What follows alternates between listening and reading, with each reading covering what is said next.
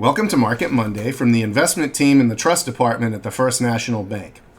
We're starting 2023 off with lots of really important data points over the next couple of weeks that will inform what happens in the early innings of this year. Let's get right to it. The Consumer Price Index comes on Thursday, and it's expected by analysts at consensus to come in at 0% growth. In other words, flat.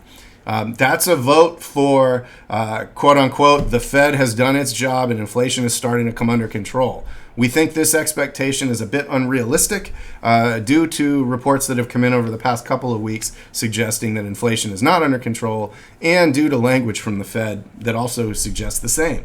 Year-over-year number is coming in at 6.5% at consensus versus 7.1% in the prior period. And that would show, again, an expectation of a downshift.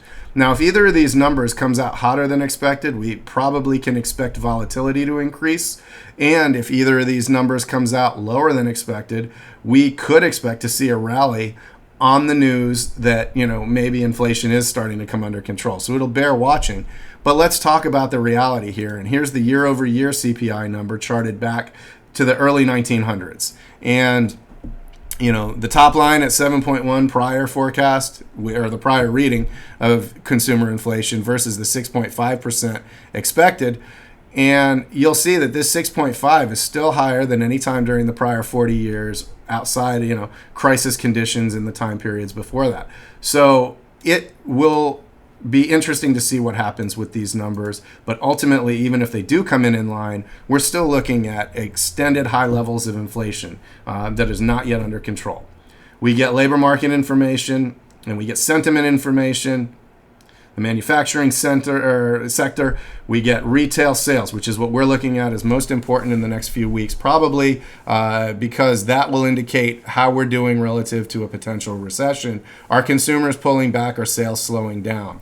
And the expectation is for a decline of 0.5% versus the prior 0.6% decline. Not enough forecast really to be conclusive here as we get out further into the month, but these numbers suggest that corporate profits are going to be lower. And here's another reason why: producer prices, which are also expected to be flat at 0%, but could come in higher than expected. And the year-over-year number shows the expectation of a decline to 6.8% growth in producer prices versus 7.4% in the prior. Now, on the surface, that sounds good, but let's go back to this thesis. What do declining sales mean? What does a declining margin mean? Because 6.8% growth in producer prices versus 6.5% growth in consumer prices means that companies are not able to pass along all of their cost increases. That means corporate profits are shrinking at the same time revenues and sales are also projected to shrink. That is quite recessionary as far as indications go, because ultimately earnings is related to, sales minus your costs equals your profit. So if costs are going up higher than your sales prices are, and your dollar value of sales is also going down and slowing down, you're looking at contracting margins and lower sales, and that could augur a rough earnings season or two as we go into the year, leading to volatility in the equity markets. We get production information. We get real estate market information and labor market information. We get the leading economic indicator index, which doesn't have a forecast yet, but tends to project what's going to happen with GDP. And it has fairly good predictive power. The last reading we got of this was for negative 1%, and we expect another negative number here. Again, too early to tell. There's no forecast out there yet. We get manufacturing purchasing managers index, services, and the composite. These all are sentiment indicators that are not yet forecast by anybody. Coming into the end of our window here, we'll get GDP for the fourth quarter.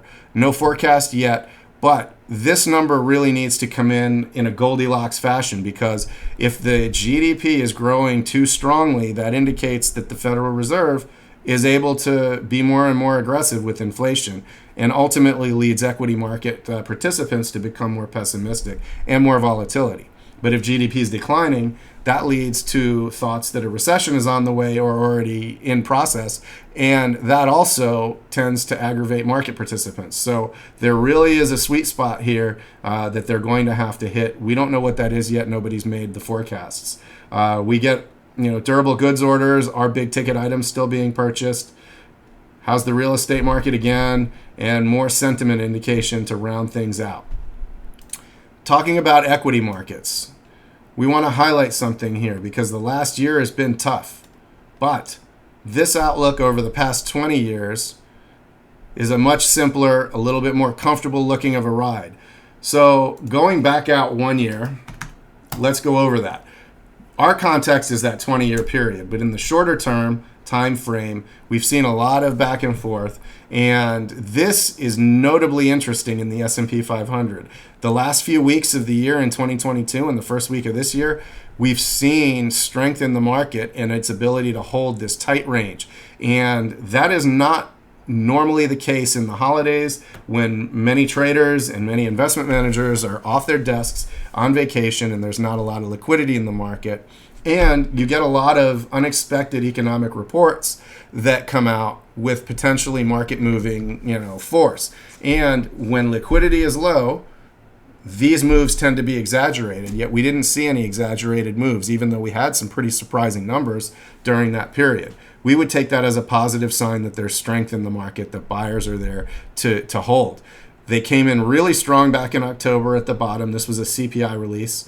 And they came in really strong back in June. This was another bottom. So the market appears to be trying to bottom and trying to gain strength. And it typically does that in advance of any call of a recession, which, quite frankly, we are expecting at some point in the year. And the bond market is telling us to. This is the Treasury yield curve, which over the past month, short-term rates have gone up dramatically based on the Federal Reserve commentary and their actions. But longer-term rates remain relatively elevated above 3.5%. So this inverted yield curve, where the 2-year yield is higher than the 10-year yield, is a reliable, or at least pretty reliable, forecaster that there's a recession on the way. Generally speaking, out here, the long end of the curve would be expected to come down in that circumstance, but it's not, indicating that, potentially we're not looking at the Fed getting inflation under control and down to 2%, which was its former policy rate. Perhaps they're inclined, as they've mentioned they might be, to leaving inflation higher than 2% for some time. The yield curve for treasuries does reflect that thesis. And finally, rounding things out, corporate bond investors are doing pretty well.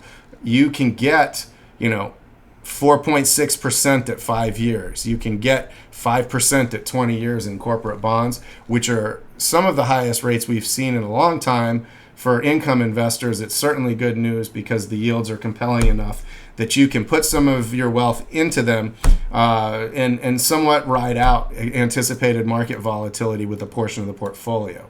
But again, coming back to the long time frame, all of that chop we've been through over the past year, and that is even expected to continue to a degree this year, needs to be looked at in a longer term context. As a long-term investor, this is our time frame, maybe longer, maybe shorter, but over big time frames, the picture is a lot smoother. So one of the biggest mistakes that we feel you can make as an investor is to make changes to long-term investment plans that are soundly put together based on short-term information and short-term events. If you have questions about the economy, if you have questions about stocks, if you have questions about bonds, if you have questions about your portfolio, we want you to talk to someone. Talk to us. We're here. We'd be delighted to talk to you and help you, work through these issues and make sure that you're on track with your investment plan over the long term.